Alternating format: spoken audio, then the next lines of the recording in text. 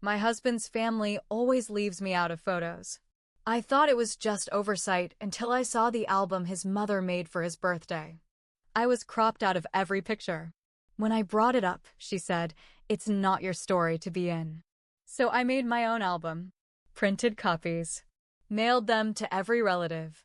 On the last page, divorce papers. Signed, I'm 38. I live in Des Moines, Iowa. Born and raised. I work in accounting at a mid-sized construction firm. Pretty average life, really. Nothing flashy. And maybe that's why it hit so hard, because I thought I had found something real in Mark. Mark and I met 8 years ago at the Iowa State Fair. He was working a booth for his family's business. They sell outdoor furniture. He helped me carry a bench I bought to my car. It was a small thing, but I remembered how patient he was. That's what drew me in at first. Kind, easy smile, good with his hands. The type of man you think you could trust. We dated for a year and a half before I met his family. At first, it went okay. His mom, Doris, was polite. Cold, but polite. She offered me lemonade and introduced me around at the family cookout. No hugs, no warmth. But I told myself not everyone's affectionate right away. I figured I needed to earn my place. Looking back, I see how naive that was. From the start, I felt like an outsider. Not just with Doris, but the whole family. They had their own rhythms, their own inside jokes. Their own way of doing things. When I brought a homemade dessert to the second family gathering I ever attended, Doris didn't even open the tin. She put it aside and said, "Oh, we already have more than enough." I watched it sit on the counter untouched while they passed around her banana pudding. Little stuff. Constant little stuff. They'd take group pictures all the time. It was like a ritual. Before the meal, after the meal, during birthdays, holidays, reunions. I always stood to the side. Sometimes I was in the frame, sometimes not. They never told me to get out, but I wasn't pulled in either. Mark never noticed. Or maybe he did and pretended not to. I still told myself, maybe they're just weird with new people. But then came the wedding. We got married in a small church just outside of town. I planned most of it. Doris barely helped. She only gave her opinion when she didn't like something. I asked her if she wanted to help pick out centerpieces. She said, "Oh, honey, it's your circus. I'll just be a guest." On the day of the wedding, she wore white. Not off-white. Not cream.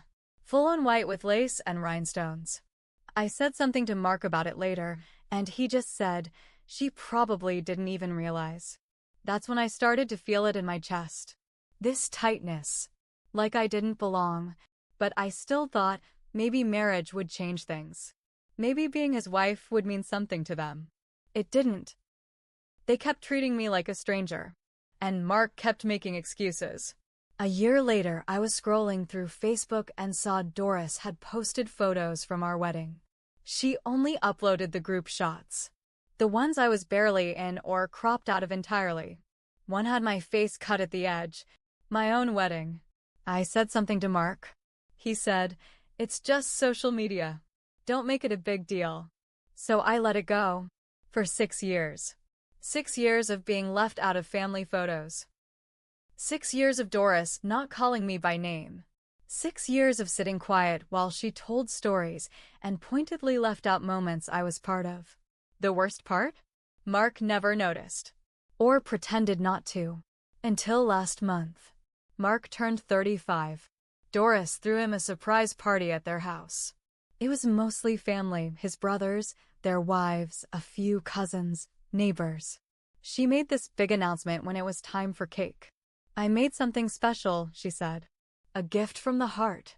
It was a photo album. A thick, printed, custom one. Full of Mark's life from childhood to now. Everyone gathered around to flip through it. Page after page of memories. Doris narrating the whole time. "Oh, this is from our trip to Colorado. Remember this one? This is when Mark got his first car. I stood there, waiting to see something, anything, with me in it. Nothing. Not one photo with me in it. Not our wedding. Not holidays. Not the vacation to the Ozarks I paid for. Not the 4th of July barbecue at our house, where I grilled the entire meal. Nothing. They even had a page labeled Family Christmas 2022, a year where I hosted Christmas Eve dinner, cooked for 14 people. No photos from that night. Just a group shot from the next morning at Doris's, where I had left early because I got a migraine. I stood there staring at the pages. My chest went numb. Later that night, after most of the guests had left, I found Doris in the kitchen loading the dishwasher. I held the book in my hands and asked her, "Why am I not in this?" She didn't even look up. She said, "It's not your story to be in." Just like that. No apology. No confusion. No explanation. Like I was nothing. I walked out without saying another word. 2 days later, I started making my own album. A full record of everything they chose to ignore. Every photo I had, every selfie Mark and I took. Every event, trip, dinner, birthday, anniversary. I printed them on glossy paper. Hardbound cover. Professional quality. Title on the front. The part you didn't see. On the last page, I included a full scan of the signed divorce papers. I left no room for questions. Just a note taped beside it that read, "Some stories end early. Some characters write themselves out. Here's the truth you erased." Then I mailed one to every single person in his family. With tracking. I left Mark the day they arrived. He cried, swore he didn't know, that he didn't see what they were doing, that he loved me. But you know what? If someone loves you, they don't let you be invisible. I thought that would be the end of it, but of course it wasn't. 3 days after I left Mark, I got a message from his brother's wife, Jenna. We were never close, but we were polite. She texted, "I got the album." I had no idea. "I'm so sorry." It felt like a small victory. At least someone saw it.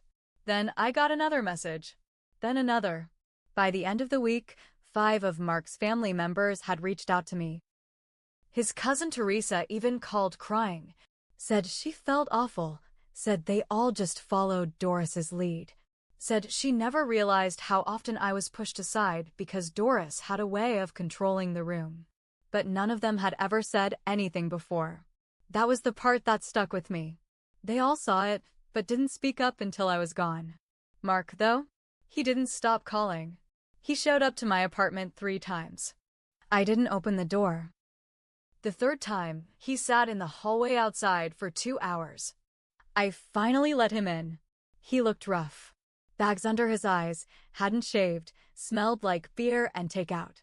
"Please," he said. I didn't know. I swear to God, I didn't know. I stared at him. "You lived with me.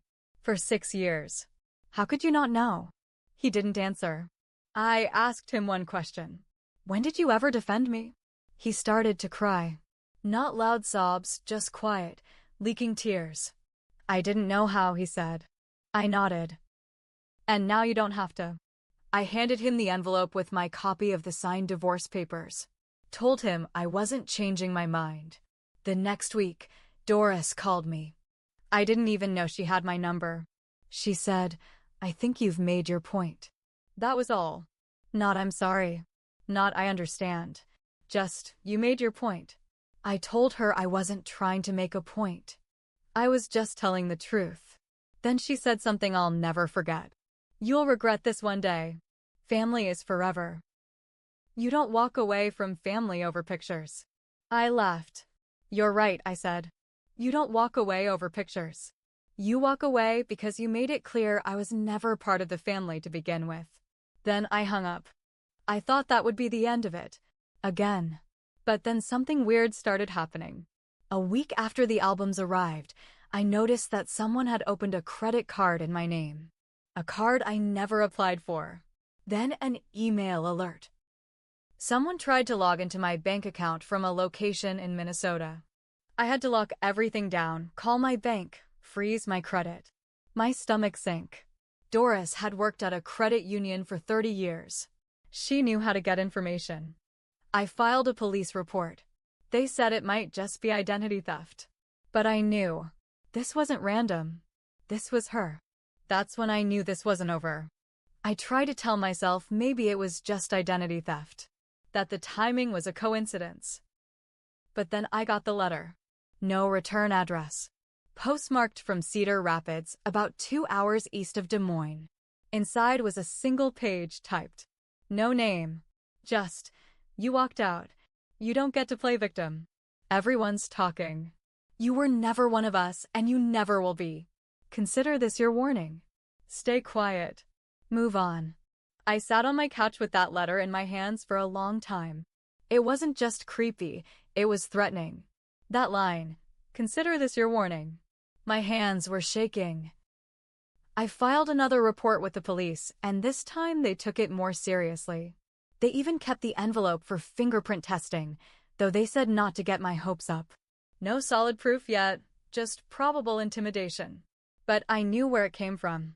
A week later, Jenna, the sister-in-law who first messaged me, asked to meet for coffee. I almost said no, but curiosity got the better of me. We met at a cafe in West Des Moines, neutral ground. She looked tired, worn down. First thing she said was, "I think you should know something." Then she told me Doris had shown up at her house. No warning, banging on her front door like the police. Yelling, accusing Jenna of choosing sides, saying that sharing the album with the family made me a threat. Jenna said Doris wasn't just angry, she was unhinged. I've never seen her like that, Jenna said. Like she was protecting something. Then she asked me, did Mark ever mention the business? I didn't understand at first. The outdoor furniture stuff? She nodded. There's some shady stuff going on. I think that's why Doris is acting like this. Your album, it shook things loose. Apparently, Mark's dad left the company to Mark and his brothers 5 years ago, right around the time we got married. Doris had stayed on as an advisor, but really, she was still pulling strings. Jenna said there were rumors about money. Off-the-books deals, payments to family friends that didn't make sense. I think she's scared you're going to make more noise, Jenna said. Not just about how they treated you, but about everything. Now it was starting to make sense. The sudden threats. The bank account hacking. The letter. This wasn't just personal. It was protective. Defensive. But I didn't know what she was trying to protect yet. That same night, I logged into the cloud account Mark and I had shared for years. He hadn't changed the password. There were folders, hundreds of them. One labeled business receipts, another labeled HR stuff, and one that caught my eye, private. I clicked it. Inside were scanned documents, PDFs, and spreadsheets. Some had Mark's name. Others were contracts with strange dates. Payments made to people with no last names. Big dollar amounts. Like $45,000 to Tommy G. or $32,000 marked consulting. Cash. And then a file titled Family Trust. Amendments. That's when it hit me. This wasn't just about photos. I had been written out of more than pictures. They had erased me from everything, and they were hiding something much bigger. I sat there staring at those files. Contracts, hidden payouts, fake consulting charges. For years I thought they were just cold and petty. I didn't realize how deep it all went. I copied everything. Every single file from that private folder I downloaded onto a secure flash drive and a cloud backup I controlled. I didn't fully know what I was looking at, but I knew enough to realize something illegal was going on. For 2 days, I didn't sleep. I went through every document, every payment. It became clear Doris had set up this whole thing to funnel money through the company. Mark and his brothers were listed on a lot of these, but the handwriting, the signature style, the notes in the margins, that was Doris. She'd used her sons' names as shields. And Mark either looked the other way or didn't care. That's when it hit me I had been in the way. A wild card. A witness. I think she always saw me as a threat. That's why she cropped me out. That's why she told me I wasn't part of the story. She didn't just mean emotionally. She meant legally. financially, permanently. So I made a choice. I met with a lawyer. Not just any lawyer, someone who specializes in white-collar crime. Told her everything, showed her everything. She nearly fell out of her chair when she saw the scanned documents. "This is fraud," she said. "And it's not small." We reported everything to the authorities. I gave sworn statements, provided the flash drive, showed them the letter I received in the mail. Identity theft, mail fraud, financial crimes, the whole mess. Then I sat back and waited. 3 weeks later, I got a text from Jenna. "FBI raided the warehouse this morning. Doris was taken out in cuffs." I turned on the news. There it was. Live footage. Mark's family business, crawling with agents. Doris in a coat, being led out of the building with her head down. Mark's 2 brothers in handcuffs. Even Mark was being questioned. It wasn't satisfying. Not right away. But then it sunk in. They tried to erase me. They turned me invisible. They made me feel like I didn't matter. And now the whole country could see the truth. Mark called me that night. One last time. "I know it was you," he said. "You just ruined everything." I kept my voice calm. "No, Mark. You did that. I just showed people what was already there." He was quiet for a long time. Then he said, "I wish I'd protected you." "Me too," I said, and hung up. A few weeks later, Jenna sent me one last message. She was moving out. Filing for divorce herself. Said she'd wasted too many years trying to stay on the good side of a toxic family. "I should have stood up with you," she said. "I just didn't want to be next." I didn't blame her. But I did move on. I changed my last name back. Started therapy. Took a solo trip to Oregon. I bought a little camera and started documenting everything. My story. In full. No cropping. And on the last page of my new album, I wrote one line: I wasn't erased. I was just waiting for the right ending. And that's exactly what I gave them.